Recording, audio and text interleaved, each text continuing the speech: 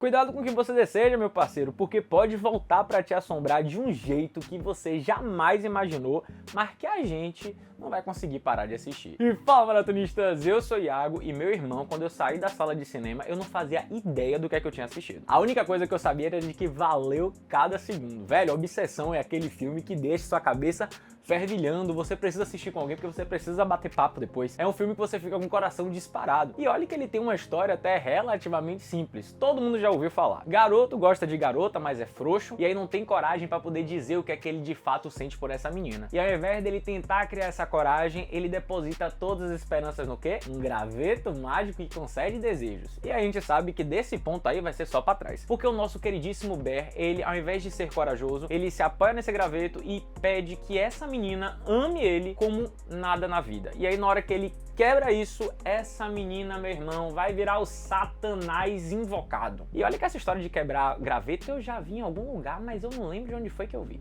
Está olhando?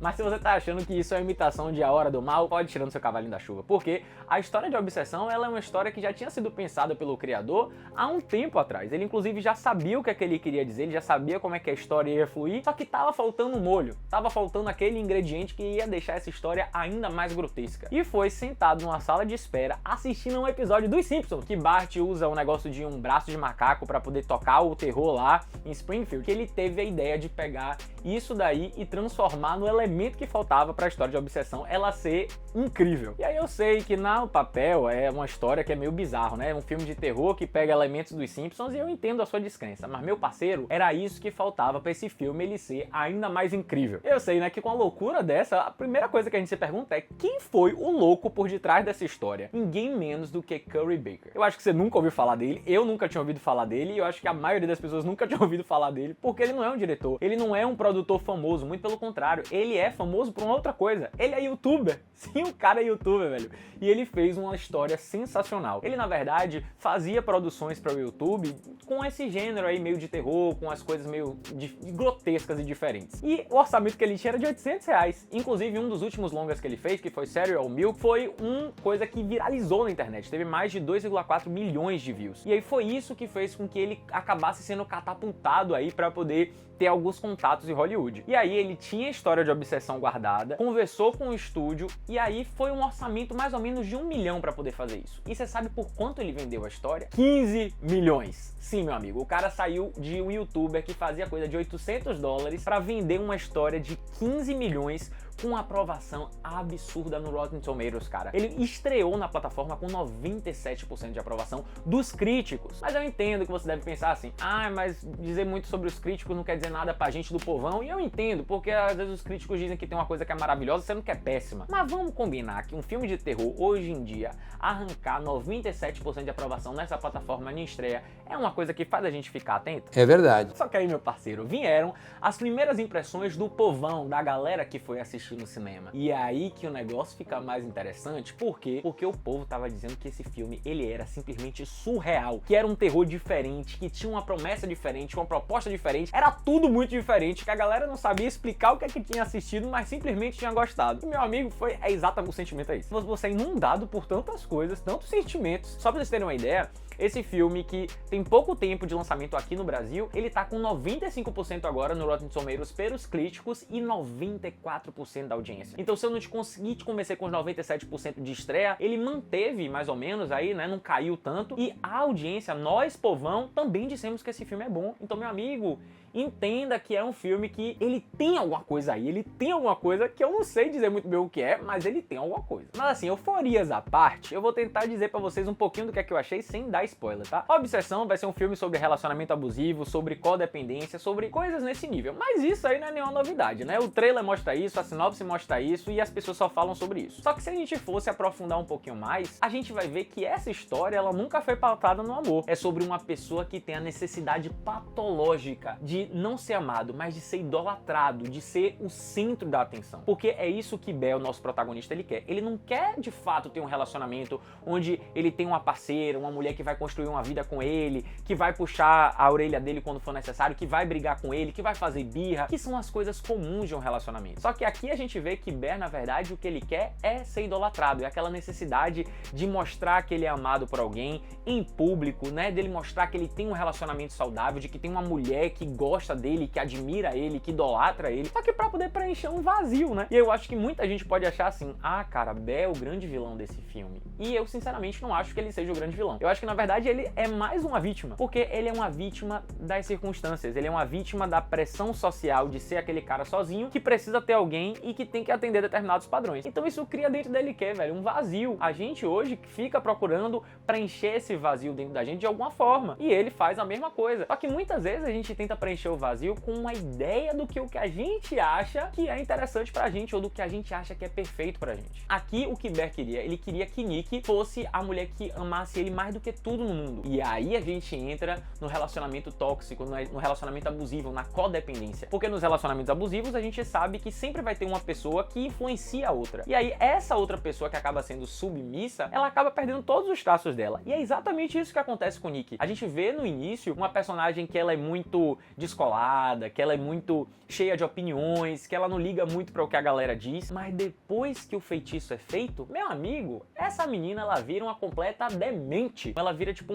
um fantoche, uma marionete, ela fica uma pessoa sem vida, uma verdadeira zumbi. E é justamente isso que acontece nos relacionamentos abusivos. Cara, a forma como isso é apresentado é sensacional, porque a atriz India Neverett, eu acho que é assim que se fala, velho, essa mulher, ela é um fenômeno. A atuação dela é simplesmente foda. Ela conseguiu trazer todas as camadas do grotesco pra essa atuação, e a diferença dela no início do filme para o meio e para o final é assustadora. E é isso que vai trazer essa camada de tensão, de coisa bizarra que a gente fica se perguntando ao que é que a gente tá assistindo. Então, obviamente que é assim, né? Se esse desejo dele ser amado por Nick vem de coisas defeituosas, de um vazio, de uma escuridão, de culpa e de outros ressentimentos que o próprio Bear tem com eles, é óbvio que esse desejo que vem dessa coisa torta só vai gerar alguma coisa ainda mais torta. Eu acho que tem um momento que tem a virada de chave, que é quando o Bear percebe que, na verdade, ele nunca quis isso. Quando ele percebe que, na verdade, o que ele estava querendo fazer era preencher um vazio, e a forma como ele estava escolhendo fazer isso era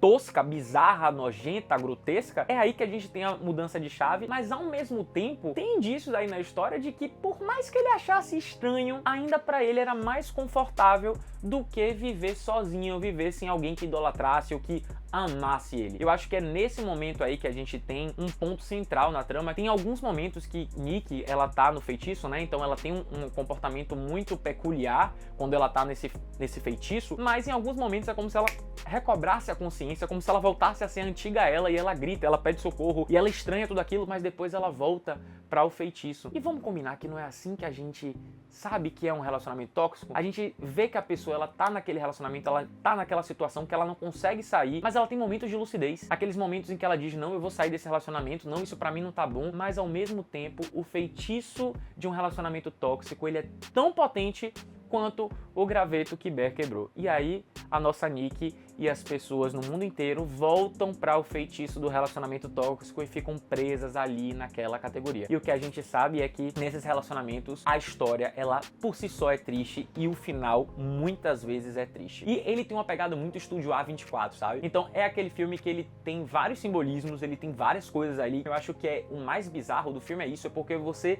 se enxerga em algumas situações, você enxerga alguém que você conhece. Eu acho que é isso que torna as coisas ainda mais doloridas, é o fato de você saber que, por mais que seja um filme de terror com pitadas de comédia, porque sim, cara, teve alguns momentos que não teve como não rir. Então é um gênero de terror que eu gosto bastante, que eu me afeiçoei bastante a esse terror, não com pastelão, mas com uma comédia ácida, com uma comédia debochada, sabe? Tem muito isso nesse filme. E aí a gente gera essa conexão. O filme, ele gera a sua conexão pela estranheza, ele gera a sua conexão pela familiaridade com o assunto, e ele gera a sua conexão porque você fica preocupado, você fica querendo saber o que é que vai acontecer. E é óbvio, né, meu parceiro? Se a gente teve sucesso, porque uma coisa que eu não falei foi de que esse filme, Obsessão, ele antes de chegar ao mainstream, antes de chegar no cinema, ele passou aí pelo circuito independente, que é aquele circuito que a gente não conhece muito. Mas esse filme, ele ganhou muitas premiações, ele foi muito aplaudido, ele foi muito criticado positivamente, tanto que foi isso que fez com que a Obsessão, ele saísse desse circuito mais independente e chegasse no mainstream, nos cinemas grandes, para poder ser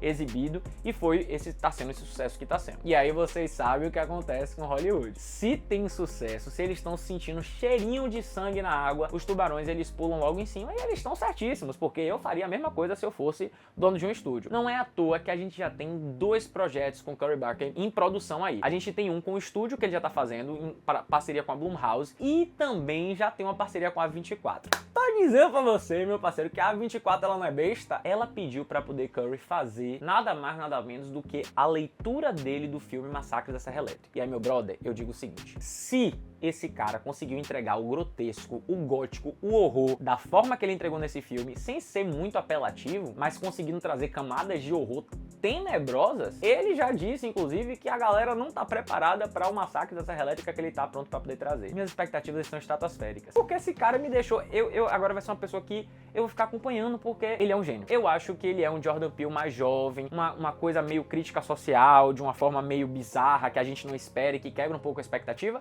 Meu amigo, fantástico demais. Obsessão já tá nos cinemas. Cara, se você quer uma experiência de cinema diferente, vai. Nada te prepara pra esse filme. Que filme mais aleatório, mas deliciosamente aleatório. Se você não curtiu, eu vou fazer o pedido de que você curta agora, se inscreva no canal, ativa o sininho pra não perder nenhuma notificação. Então é isso, valeu!